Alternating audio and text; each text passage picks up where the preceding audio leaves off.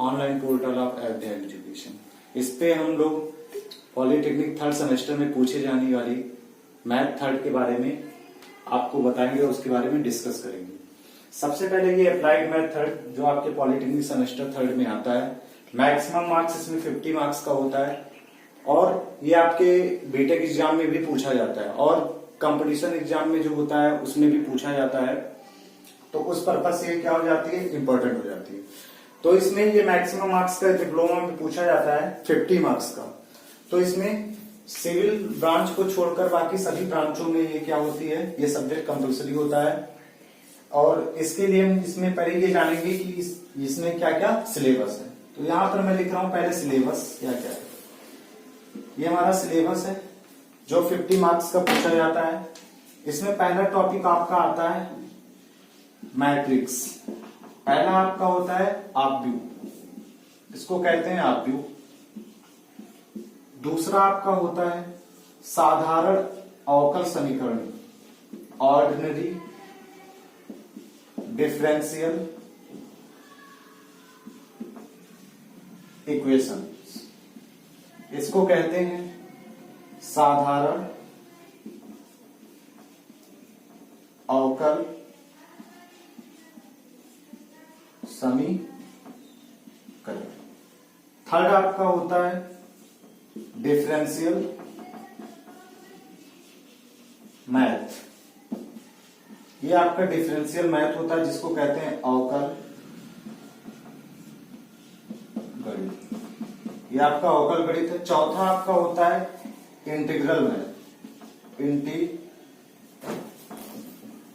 Integral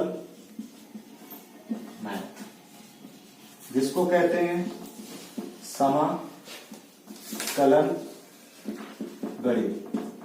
last आपका इसमें पांचवा जो टॉपिक होता है पार्ट 5। इसके ये 5 पार्ट हैं जो डिवाइड किया गया है। ये पहला पार्ट, ये दूसरा पार्ट, ये आपका तीसरा पार्ट, ये आपका चौथा पार्ट, ये आपका पांचवा। पांचवें पार्ट में आपकी प्रोबेबिलिटी आती है। प्रोबेबिलिटी, इसको कहते हैं प्रायिकता। ये आपके सिलेबस है। तो ये है अप्लाइड मैथ थर्ड का सिलेबस, जिसमें क्या क्या आता है। सबसे पहले आपका आरव्यू आता है, फिर साधारण अवकल समीकरण आपको बनाना इसमें सिखाया जाता है। सिंपल इक्वेशन रहेगा, फिर डबल इक्वेशन रहेगा, फिर आपका ये डिफरेंशियल इक्वेशन होता है जिसमें आपका अवकल समीकरण को कैसे सॉल्व किया जाता है। थर्ड में आपका होता है इंटीग्रल मैथ, इसमें इंटीग्रेशन होता है, डबल इंटीग्रेशन होता है और ट्रिपल इंटीग्रेशन होता है, जिसमें कुछ थ्योरम होती है ग्रीन, गॉस और स्टोक्स थ्योरम की सहायता से। फिर उसके बाद में इसी इंटीग्रल में जैसे हम लोग 12th में पढ़ते हैं डिफरेंशियल गणित, ऐसे इसमें आ जाता है लाप्लास ट्रांसफॉर्मेशन। जैसे हम कहते हैं d by d x of x equal to 1, ऐसे वहां कहते हैं Laplace of 1 equal to 1 by s. और जैसे हमारा इंटीग्रेशन होता है, इंटीग्रल 1 बाई एक्स बराबर होता है log x, ऐसे वहां पर क्या होता है इनवर्स लाप्लास ट्रांसफॉर्मेशन होता है जो बताता है L इनवर्स 1 बाई एस बराबर t की पावर n। तो ऐसे हम लोग इसके बारे में 1 बाई 1 डिस्कस करेंगे। ये जो मैट्रिक्स होता है ये आपके एग्जाम में 20 मार्क्स का पूछा जाता है।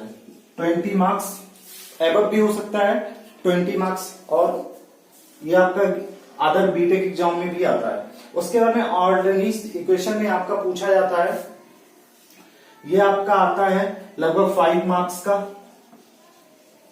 5 to 7 मार्क्स का यह पूछा जाता है। ये जो आपका होता है ये आपका लगभग पूछा जाता है 10 मार्क्स का, और ये भी आपका होता है 10 मार्क्स का, और ये भी आपका 10 मार्क्स का पूछा जाता है। ये भी आपका यहां पर पूछा जाता है लगभग 10 मार्क्स के, क्योंकि कंपल्सरी 3 में कोई 2 क्वेश्चन अटेम्प्ट करना रहता है, 1 ऑप्शनल रहता है। मैं टोटल का बता दिया हूं लगभग इतने, इस हिसाब से पूछा। कोई मार्क्स कम ज्यादा भी हो सकता है, तो इस हिसाब से पूछा जाता है। जो प्रीवियस ईयर के क्वेश्चन पेपर के हिसाब से मैंने इसका एनालिसिस किया और उस हिसाब से मैंने आपको बताया ये मैक्सिमम कितने मार्क्स का पूछा जा सकता है। तो 15 में हमेशा आपको केवल 17 लाना रहता है इसको पास के लिए, बट आप अगर जितना मैं बताऊंगा उतना कवर कर लेंगे तो आपका लगभग क्या हो जाएगा 40 प्लस आप लोग कैरी कर सकते हैं। बट जितना क्वेश्चन आपको यहाँ बताया जाएगा आप बस उसी को अच्छे से पढ़ लीजिएगा और तब क्या होगा आपके एग्जाम में सेम क्वेश्चन कॉपी और पेस्ट इसमें मिलेगा। तो ये था हमारे सिलेबस के बारे में। एक बार सिलेबस देख लीजिए, फिर मैं 1 बाय 1 सिलेबस के बारे में आपको बताता हूं कैसे क्या पढ़ना है।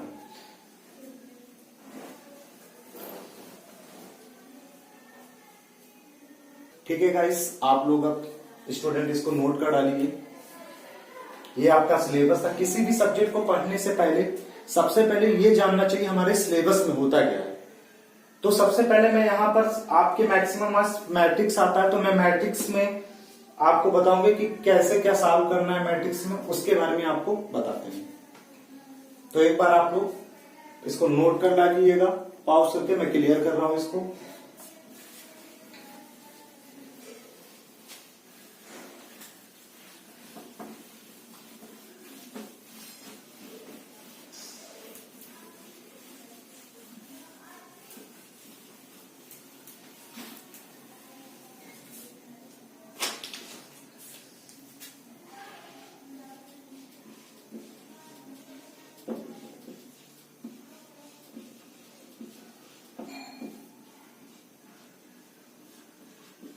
आज का हमारा पहला चैप्टर है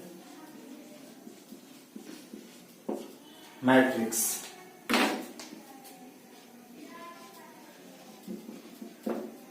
मैट्रिक्स जिसको कहते हैं हिंदी में आरबी।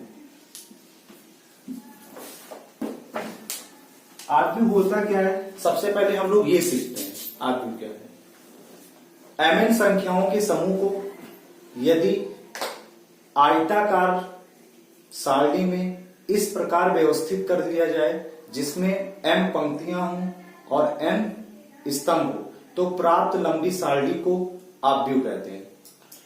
अब मैं इस चीज को इंग्लिश में लिखता हूं, इसको कैसे क्या कहते हैं। तो इसकी पहले डेफिनेशन लिखेंगे। मैं आपको डेफिनेशन लिख के बता रहा हूं। A set of mn number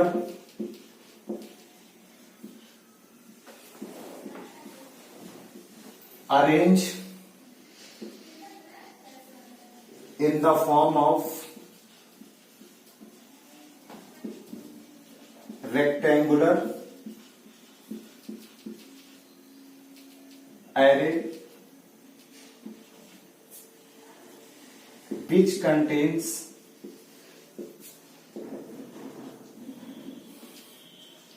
m rows and n column is called m cross n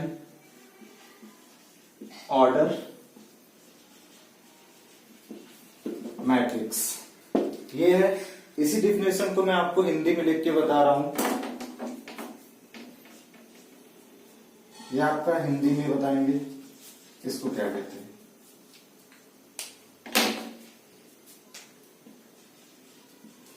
mn संख्याओं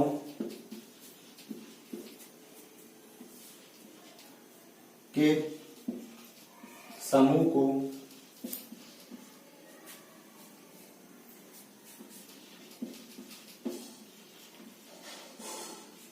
इस प्रकार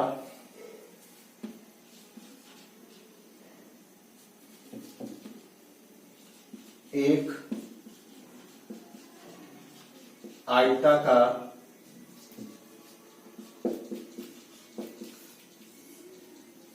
सारणी में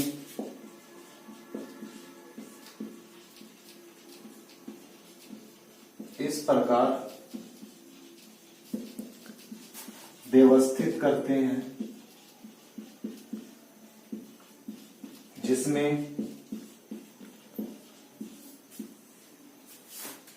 m पंक्तियां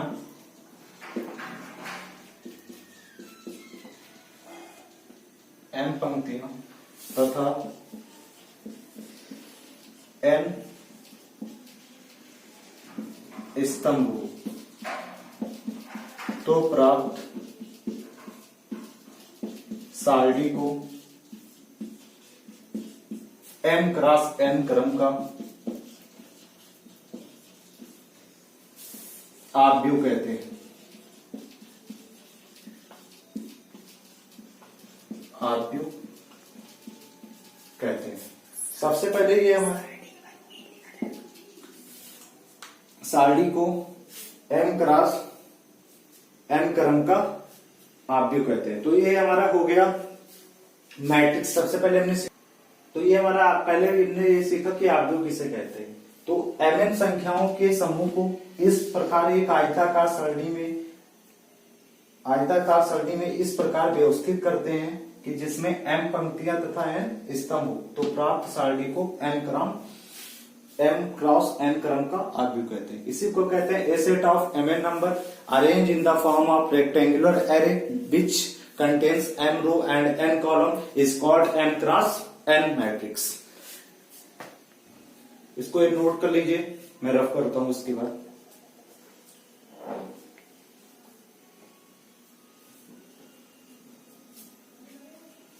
वीडियो को पॉज करके आप लोग रफ कर लीजिएगा, नोट कर लीजिएगा, सॉरी।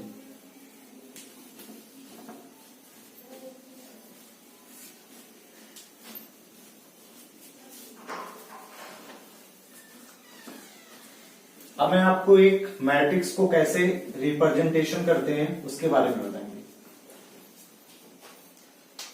मैट्रिक्स को हम अंग्रेजी के capital letter A B C or English वर्णमाला के लेटर ए बी सी से रिप्रेजेंट करते हैं।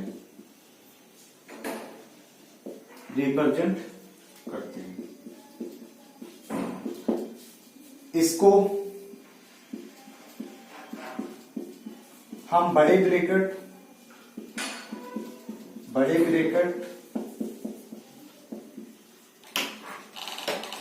के अंदर इसके एलिमेंट को लिखते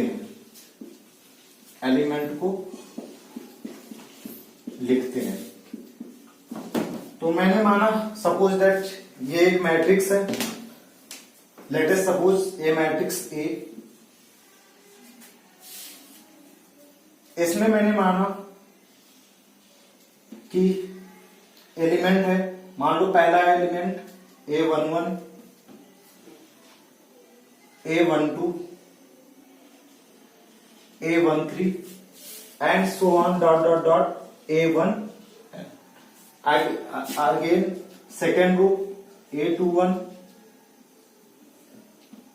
A22 A23 A2n। इसी प्रकार A31 A32 A33 A3n। ऐसे कई सारे टर्म होंगे। मैं मान लो इसका m रो लिख रहा हूं 1 2 3, ऐसे डॉट में होगा m1 क्योंकि कॉमन है। इसी प्रकार इसमें भी 1 2 3 है, am2 हो जाएगा, यहां पर am3 हो जाएगा, डॉट डॉट करके am इधर से n मिलेगा और लास्ट में हमारा इसका क्या होगा, ऑर्डर लिख देंगे m क्रॉस n। आव्यूह को मैंने इसमें क्या किया, ये आपका एक आयताकार सारणी है, उसके अंदर मैंने क्या कर दिया, आव्यूह के कुछ एलिमेंट्स को अरेंज कर दिया और उसको किससे रिप्रेजेंट किया, कैपिटल लेटर ए से। ये हमारा क्या हुआ, रिप्रेजेंटेशन होता है। इसको नोट कर लीजिए, फिर मैं रब करता हूं, वीडियो को पॉज करके इसको रखो।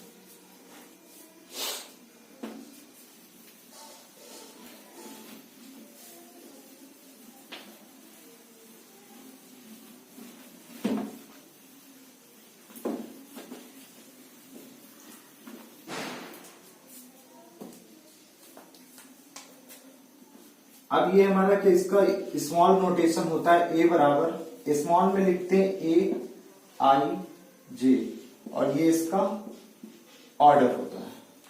तो मैट्रिक्स का हम लोग ऑर्डर निकालेंगे, ऑर्डर ऑफ मैट्रिक्स, ठीक। इसका ऑर्डर क्या है, ये m क्रॉस एल, ये क्या बताता है? Order of matrix. किसी भी मैट्रिक्स का हमको ऑर्डर निकालना है तो क्या होता है? m cross n। m क्या बताता है? हमेशा उस मैट्रिक्स का पंक्तियों की संख्या, number of rows, and n equal to number of column. अगर किसी मैट्रिक्स में जितनी भी रो, उसे कहते हैं जो आपकी क्षैतिज होता है, जितनी भी क्षैतिज पंक्तियां होती हैं उनको रो कहा जाता है, और जितने वर्टिकल होते हैं उनको क्या कहते हैं? कॉलम कहते हैं। जैसे मान लो मैं एक एग्जांपल ले रहा हूं आपको, ये कोई मैंने आरपीओ बनाया, ए बराबर 1 2 3 4 5 6 7 8 9 10 11 और 12। अब मुझे इसका ऑर्डर डिफाइन करना है, मैट्रिक्स से है, मुझे इसका ऑर्डर लिखना है। तो मैं यहां पर ये जितनी रोज हैं, ये आपकी ये पहली रोज, रो को आर से लिखते हैं तो पहले के लिए R1 R2 और R3, ये आपके रो है, ये आपके रो है जिन्हें पंक्तियां कहते हैं। उसके बाद में ये जो आपके वर्टिकल होते हैं ये कॉलम होते हैं, C1 C2 C3 और C4। ये मैंने कॉलम का नोटेशन दिया, इनको कहते हैं कॉलम, जिनको कहते हैं स्तंभ, इसको कहते हैं स्तंभ और इन्हें कहते हैं पंक्ति। तो जितने भी मैट्रिक्स में क्षैतिज रो लाइनें होती हैं उनको पंक्ति कहते हैं, और जितनी वर्टिकल होते हैं उनको कॉलम कहते हैं। तो किसी भी मैट्रिक्स का आपको ऑर्डर निकालना है तो क्या करिए, उसमें टोटल नंबर ऑफ जो रो होते हैं, number of rows and number of column, उनको क्या कर दीजिए? मल्टीप्लाई कर दीजिए। आपको उस मैट्रिक्स का ऑर्डर फाइंड आउट हो जाएगा। जैसे मुझे इसका ऑर्डर निकालना है तो मैं देख रहा हूं इसमें कितनी रोज है, नंबर ऑफ रो 1 2 3, तो इसका मुझे ऑर्डर निकालना है, ऑर्डर ऑफ मैट्रिक्स ए। तो ऑर्डर इसका हो जाएगा 3 रो दैट इज इक्वल टू 3, और कॉलम कितने हैं? 4, तो इसका ऑर्डर हो गया 3 क्रॉस 4। मतलब ये हमारा जो मैट्रिक्स वो किस ऑर्डर का है? 3 क्रॉस 4। 3 क्या पता है? इसमें 3 पंक्तियां हैं और 4 स्तंभ है, यानी 3 रोज और 4 कॉलम से बनी है। और फिर इसमें पूछता है इसमें टोटल एलिमेंट्स कितने होते हैं, तो लिखेंगे नंबर ऑफ एलिमेंट्स। किसी भी मैट्रिक्स में अगर आप उसके टोटल एलिमेंट्स को निकाल रहे हैं तो उसके लिए आप क्या करिए, जितने भी नंबर ऑफ इसका ऑर्डर हम लोग निकालते हैं उनका मल्टीप्लाई करिए। जैसे इसमें 3 रोज एंड 4 कॉलम है, इन दोनों का मल्टीप्लाई क्या होगा? 3 4 जा 12। तो यहां पर हो जाएगा इसका टोटल एलिमेंट्स हो जाएंगे 3 क्रॉस 4 बराबर 12 एलिमेंट। अब मैं आपको काउंट करके बता रहा हूं, इसमें देखिए 12 एलिमेंट, 1 2 3 4 5 6 7 8 9 10 11 12। इसके अंदर कितने एलिमेंट्स हैं? 12 एलिमेंट्स। यानी कि इससे हमें ये ज्ञात हुआ कि हम लोग मैट्रिक्स का कैसे रिप्रेजेंटेशन करते हैं, उसके बाद में उसका ऑर्डर कैसे निकालते हैं, और फिर मैंने उसका सीखा कि उसके एलिमेंट्स को कैसे फाइंड आउट हमने किया। तो ऑर्डर निकालने के लिए क्या करेंगे, आप उस मैट्रिक्स में नंबर ऑफ रो, और रो कैसे होंगे, जितनी भी आपकी हॉरिजेंटल लाइनें होंगी उनको रोज कहा जाता है, और मैट्रिक्स में किसी भी जितनी भी वर्टिकल लाइनें होती हैं उनको हम क्या कहते हैं? कॉलम कहते हैं। अब उन्हीं कॉलम को अगर आप मल्टीप्लाई कर देंगे तो ऑर्डर होगा आपका। जैसे मैंने एग्जांपल लिया 3 रोज हैं तो 3, और वर्टिकल कितनी लाइन है? 4, एंड 3 क्रॉस 4 ऑर्डर हो गया। टोटल नंबर ऑफ एलिमेंट्स को हमको डिटरमाइन करना है, तो हम लोग क्या करेंगे, सबसे पहले जो भी ऑर्डर होगा उस ऑर्डर को हम मल्टीप्लाई कर देंगे, तो उस मैट्रिक्स का हमको क्या मिल जाएगा? Elements, total number of elements count हो जाएगा यहां से। तब तक आप इसको नोट कर लीजिए वीडियो को पॉज करके।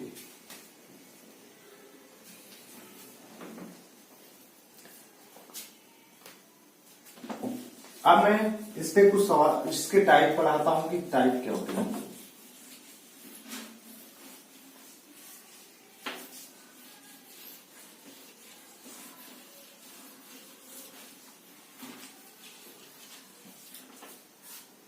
अभी मैंने एक मैट्रिक्स आपको बताया था, ए बराबर होता था स्मॉल ए आई जे, और लिखा था एम क्रॉस। अगर ये मान लो कोई मैट्रिक्स है, ए आई जे का मतलब है आई का मान हम लोग चूज करेंगे 1 2 3। पहला चीज हमेशा रो को बताएगा, और दूसरा एलिमेंट आपका कॉलम को बताएगा। तो ये कितने तक है, m तक, और ये j वाला कहां तक है, 1 2 3 डॉट डॉट डॉट n तक। ये रिप्रेजेंटेशन होता है। जैसे हमको अगर कभी दे दिया जाए कि आप एक मैट्रिक्स बनाइए, जैसे हमको दे दिया जाए एक मैट्रिक्स बनाइए जिसमें एलिमेंट से आप आरबीयू की रचना कीजिए। जैसे क्वेश्चन, आरबीयू ए की रचना कीजिए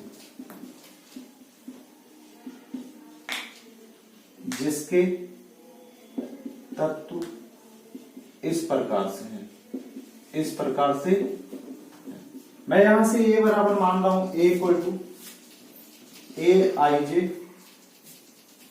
आपको दे दिया जाए ए आई जे बराबर 2i प्लस जे, और हमसे कह दिया जाए एक मैट आरबीयू ए के 2 क्रॉस 2 की रचना करना है।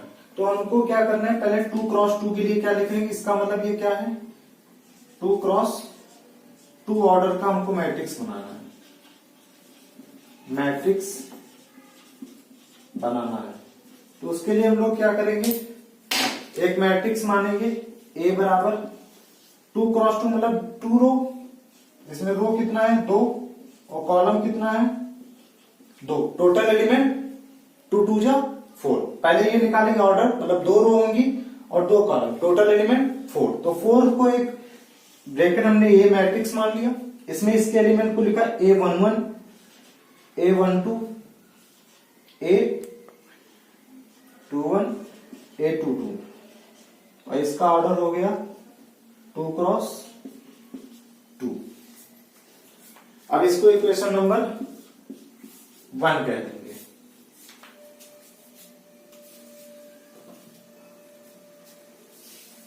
अब यहां से इसको मैं रफ कर रहा हूं ऊपर।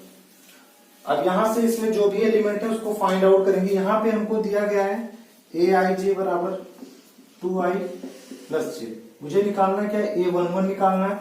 आई के स्थान पे 1 रखेंगे, जे के स्थान पे 1, पहला रो का पहला एलिमेंट, 2 गुणे 1 प्लस 1 इक्वल टू 3।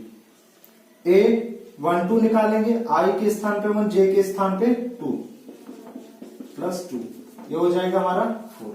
इसी प्रकार सिमिलरली A21 निकालेंगे, आई के स्थान पे 2 रखेंगे, जे के स्थान पे 1, तो 2 2 जा 4 प्लस 1 इक्वल टू 5, और A22 तो आई के स्थान पे 2